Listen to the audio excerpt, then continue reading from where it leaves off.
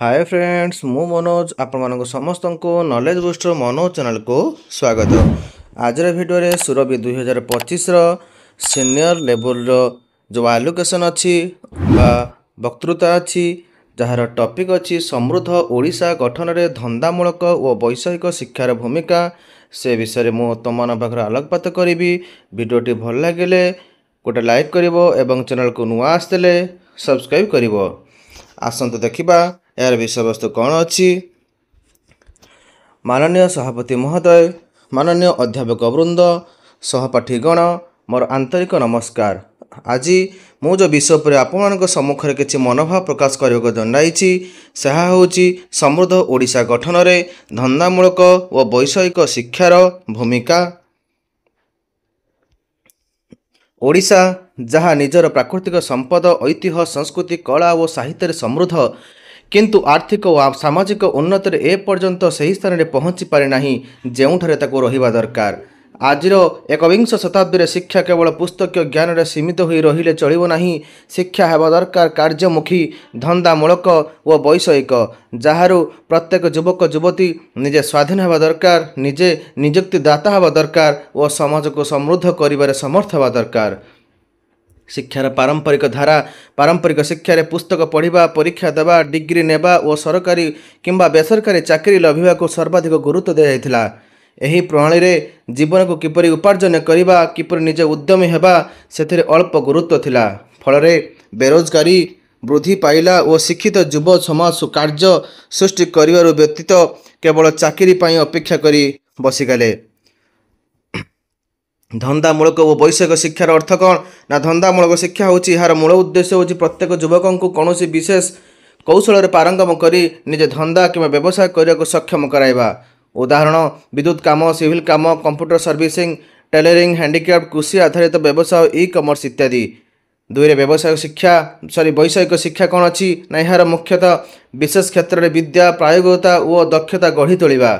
उदाहरण engineering, medical, आईन, management, computer science, arts और क्राफ्ट्स और आईटीआई प्रशिक्षण। यह कहीं दरकार बेरोजगारी समस्या प्रतिवर्ष हजार युवक युवती डिग्री नेले भी चाकरी न थाए। उद्यमी तैयारी करबा किपरि ना सरकारी कि बेसरकारी सेक्टर में सीमित सुजोग किंतु निज व्यवसाय आरंभ करिवारे असीम सुजोग देइथाए। आर्थिक स्वाधीनता वैषयिक और धंदामूलक शिक्षा युव मानू जॉब सिकर नुहे जॉब क्रिएटर करिपारे। आत्मनिर्भर ओडिशा जितेबाला युवपीढ़ी स्वाधीन और कौशली हेबे ओडिशा समृद्ध हेबो। समृद्ध ओडिशार पथे यार भूमिका कौन करवा दरकार। एक कृषि को वैषयिक करवा, आधुनिक कृषि प्रणाली, साइंस और टेक्नोलोजी भित्तिक कृषि दरकार। माछ और पशुपालन, चाष भित्तिक शिल्प सबुरे धंदामूलक शिक्षार प्रयोग दरकार। हस्तशिल्प और हैंडलूम ओडिशार हस्तशिल्प वस्त्रकला को वैषयिक प्रशिक्षण द्वारा विश्वव्यापी करवा। 3 रे पर्यटन और संस्कृति, पर्यटन, होटेल मैनेजमेंट, गाइड ट्रेनिंग, सांस्कृतिक प्रचार सब वैषयिक शिक्षा रे गुरुत्व पाई पारे। 4 रे आईटी और डिजिटल सेवा, IT hubs, startups, e-commerce, freelancing धंदामूलक शिक्षार माध्यम बड़ सुजोग मिल। 5 रे महिला सशक्तिकरण, स्त्री मान को tailoring, food processing, beauty and wellness, handicraft training सब वैषयिक शिक्षा दरकार। प्रिय भिडियोटी भल लगुले चैनल को सब्सक्राइब निहाती करिवो। बहुत कष्टकर तुम बनई। सरकारी प्रयास skill development mission, ITI, polytechnic college, startup Odisha mission शक्ति सबर लक्ष्य दक्ष और कार्यक्षम ओडिया युवपीढ़ी तैयारी करवा। एनईपी 2020 नेशनल एजुकेशन पॉलिसी प्रत्येक शिक्षार्थी को वोकेशनल ट्रेनिंग सहित स्कूल स्तर परिचित करवा। आज विषय समृद्ध ओडिशा गठन में धंदामूलक वैषयिक शिक्षा। शिक्षा हूँ उन्नतिर आधार किंतु केवल पाठ्यपुस्तक शिक्षा आज समाजर आवश्यकता पूर्ण हो पारे ना। समृद्ध ओडिशा गठन में धंदामूलक वोकेशनल और वैषयिक व टेक्निकाल शिक्षार भूमिका अपरिसीम। शिक्षार अर्थ हूँ जपरी शिक्षार फल आम कौन वृत्ति धंदा कि उद्यम पारदर्शी हो पार। हस्तशिल्प, कुशल कारीगरी, कृषि, पशुपालन, वाणिज्य इत्यादि को यह भितर गणा जाए। यह भितर शिक्षा स्वयं रोजगार सृष्टि करे।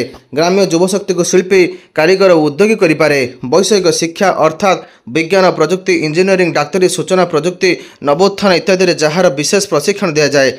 यह आधुनिक प्रगतिर पथ। वैषयिक शिक्षा उद्योग, कर्मसंस्थान, विज्ञान और उद्भावन को आगे नहीं जाए। ସମୃଦ୍ଧ ଓଡ଼ିଶା ପାଇଁ ଏହାର ଆବଶ୍ୟକତା କ'ଣ? ଏକରେ ପ୍ରଥମେ କ'ଣ କରିବ ସେ?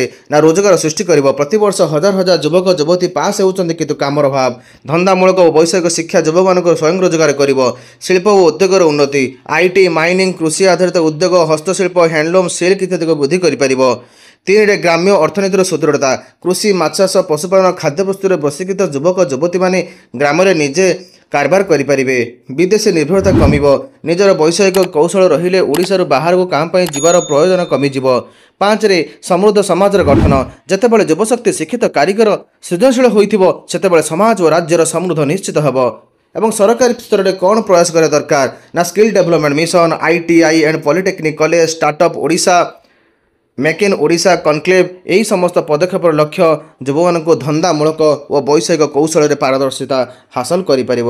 ପିଲାମାନେ, ଯଦି ଭିଡ଼ିଓଟି ଭଲ ଲାଗୁଛି ତେବେ ସବସ୍କ୍ରାଇବ୍ ନିହାତି କରିବ ଏବଂ ସାଙ୍ଗସାଥିମାନଙ୍କୁ ମଧ୍ୟ ତମେ ସେୟାର ମଧ୍ୟ କରିବ। ଧନ୍ୟବାଦ।